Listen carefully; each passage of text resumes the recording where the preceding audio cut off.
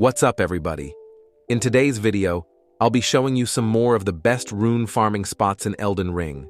Since you guys like my last two videos like this so much, I wanted to make another, and this time, they'll all be in Mohg's palace. So if you don't have that area unlocked yet, don't worry. I'll show you two ways to get there, and after, I'll show you a rune farm that's easy and can give you a ton of runes, and I'll also show you more of an endgame farm. So let's get into it.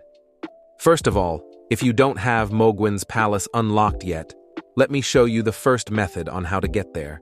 And if you do have it unlocked already, use the timestamps in the descriptions to skip to the rune farm. For those of you who still need to unlock it, head to the first step, Grace, which you should have by now. Then, in front of you, should be the white mask NPC, and he'll just be standing here. Now, if he's not here, skip to the next step of this. And if you've killed him for whatever reason, skip to the second method. So now that you've talked to him here at the first step, you need to kill Godric, then come back here. Once you're back, a message will be left on the ground saying to meet him at the Rose Church. This church can be found here on the map, in Liurnia. Once here, he should be waiting for you, and he'll have a quest for you. Now, you will have to had talked to the two fingers in the round table hold before doing this. Whenever you talk to him, and tell him that you think the two fingers didn't seem right. Then, he should give you 5 festering bloody fingers, which is an item used to invade other real people. You will have to complete 3 different invasions for the next step, but you do not have to win. As long as you did the invasion, you can just leave it. After that, head back to Vare and ask him to anoint you. This will start an animation where he rips off one of your fingers. After that, he will give you a cloth and tell you to soak it in maiden's blood. Now, I actually forgot to record this part in game, but basically, go to the 4 belfries, and in one of the portals, you can head back to the tutorial area and find a dead maiden to soak your cloth in. I'd recommend just looking this up if you're confused, since it's hard to explain without showing any gameplay. Sorry about that.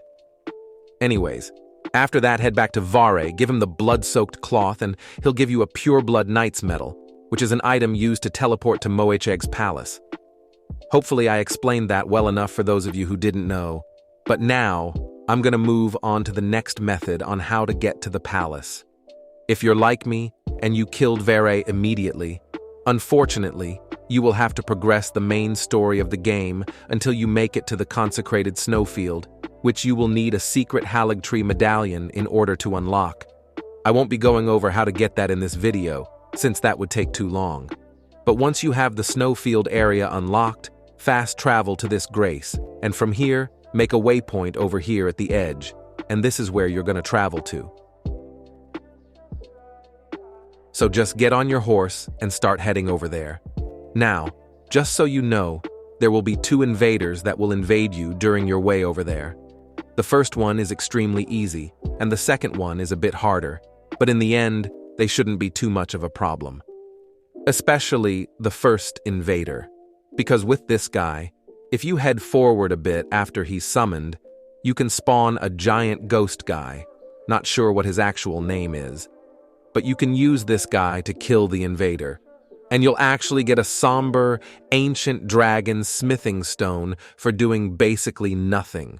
Once you've taken care of both invaders, head towards this giant log, past the rune bears, and if you keep heading down that path, you'll find a portal with blood on it.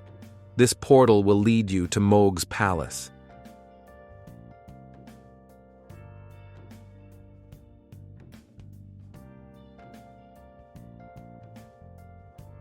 Once you wake up here, run out the cave and keep heading down until you make it to the site of Grace. Now, we can finally start the rune farms. Starting with the first one, we'll be heading down this mountain from this site of Grace. So head down this path and follow the way I go across the Lake of Blood. You're gonna want to head behind this tree over here. Behind it will be a giant rock wall, and you're gonna have to climb it. It will take a few minutes doing it for the first time, but once you get it down, it'll be much easier. There's not much for me to say here, but just try and copy the way I do it if you can. And once you make it to the top, you want to head to the end of the map over here.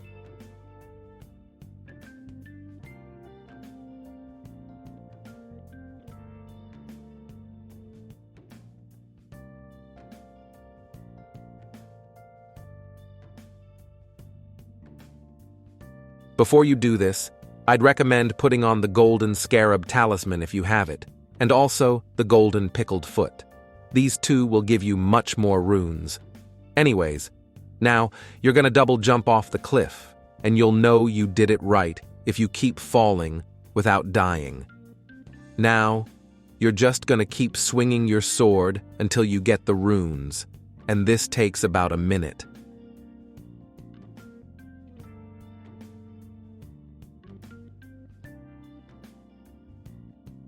As you can see, even though it said I got 7,000 runes, in reality I got over 200,000 runes, making this rune farm one of the easiest and best in the game. The only downside is that it's pretty time-consuming, so I'd only recommend doing this if you're early in the game. Since in my opinion, this is better than the bow method with the giant birds, if you know what I'm talking about. Anyways, let's move on to the next farm, which I'm betting a lot of you guys know already, which has to do with the sacred relic sword. This sword is only obtained after beating the Elden beast, the final boss of the game, and using his remembrance in the round table hold to buy this item. You will also need a bow and arrow, but that's optional. And you will also have to level the sword up. I currently have it at level 8, and it works fine for me.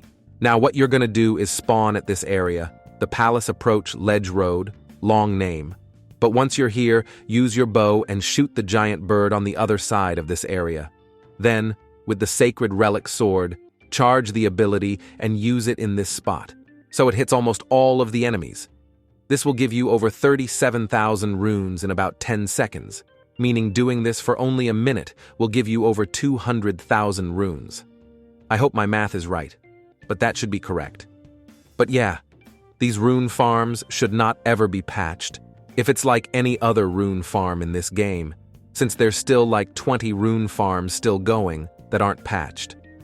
I hope this video has helped you, and if it has, make sure to leave a like and subscribe. It'll help out the channel a lot. Anyways, see ya.